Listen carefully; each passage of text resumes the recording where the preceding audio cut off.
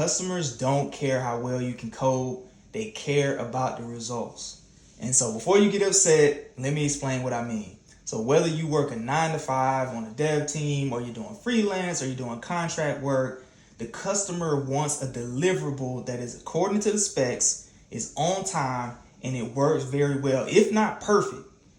But they typically don't care if you were personally the one that coded every single line of code or a product that is delivered, versus you using some third-party tooling for the whole thing, or some third-party SDK or API for part of the system.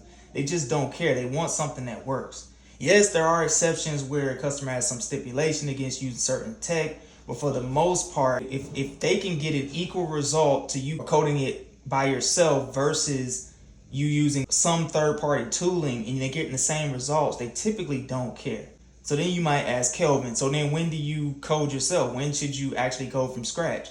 Well, there's always going to be cases where there's some custom logic needed that doesn't exist anywhere else, or you're coding within a system that was already developed, custom, especially at some sort of job somewhere. And some of the trap that a lot of developers fall in, and I definitely fell into, especially early in my career, is that we want to code everything from scratch. We want to be the man. We want to just prove how smart we are, how good we are at code.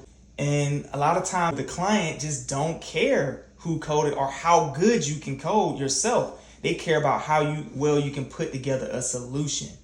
So all in all, developers need to be focused on solving new problems, not problems that have already been solved, and focus your custom coding time on the things that will enhance the value proposition of whatever you're building, because it's something custom, it's something new, it's something that doesn't exist out there anywhere else.